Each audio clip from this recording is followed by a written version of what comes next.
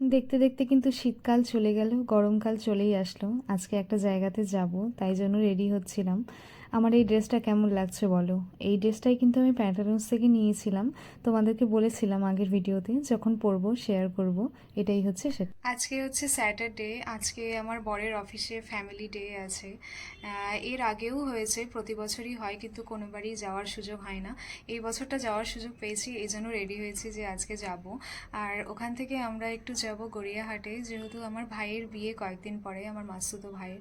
তো দু চারটে জিনিস কেনাকাটা করার আছে। তোমরা ব্লগটা দেখো, আশা করি ভালো লাগবে তোমাদের। আর এটাই হচ্ছে সেই 3 পিসটা যেটা আমি প্যান্টালুন্স থেকে নিয়েছিলাম। সেদিন বলেছিলাম যে যেদিন পরবো সেদিন অবশ্যই শেয়ার করব। এটা ওখানকারই একজন এমপ্লয়, মানে ফিমেল এমপ্লয় একজন আমাকে পছন্দ করে দিয়েছিল। সেদিন প্রথমবারের জন্য গেছিলাম আমি আমার বরের অফিসে। ও এর আগেও অনেক কোম্পানিতে ছিল, বেশ কয়েকটা কোম্পানি সুইচ করেছে।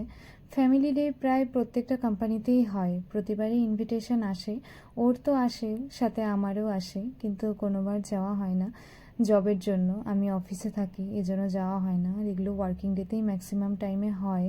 তা এইবার যেহেতু আমি জবে নেই, জবটা ছেড়ে দিয়েছি, আমি বাড়িতেই আছি, তাই জন্য ভাবলাম যে না যাই, ঘুরে আসি, একটু সময় কাটানো যাবে।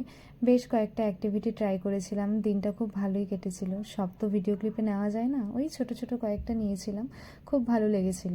ওখান থেকে আমরা চলে গেছিলাম কলকাতা জিপিওতে, যেটা ডালহৌসিতে। ওখানে আমাদের কিছু অফিসিয়াল কাজ ছিল, সেটা করে তারপর চলে গেছি গড়িয়াহাটে। গড়িয়াহাটে মান্যেবারে।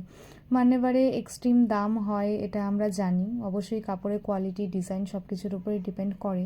কিন্তু আমার দাম শুনে মনে হলো না, বছরে 4বার পরা হয় না, কিন্তু দাম ছিল 4,000 টাকা। আমিও চাইছিলাম না, আমারও খুব একটা ইচ্ছা ছিল না, আমার বড় চাইছিল না যে এত দাম দিয়ে নিতে। তো যাই হোক, একটা পছন্দ হয়েছিল, তারপরে ফাইনালি ওটা নেওয়া হয়নি, ওখান থেকে চলে আসছিলাম। কালেকশন ভালো ছিল সবসময়ের মতোই। মানিবার থেকে এর আগে পারচেস করা হয়েছিল একবার। তারপর খাওয়া দাওয়া করে চলে আসছিলাম। আজকের ভিডিওটা এটুকুই থাক।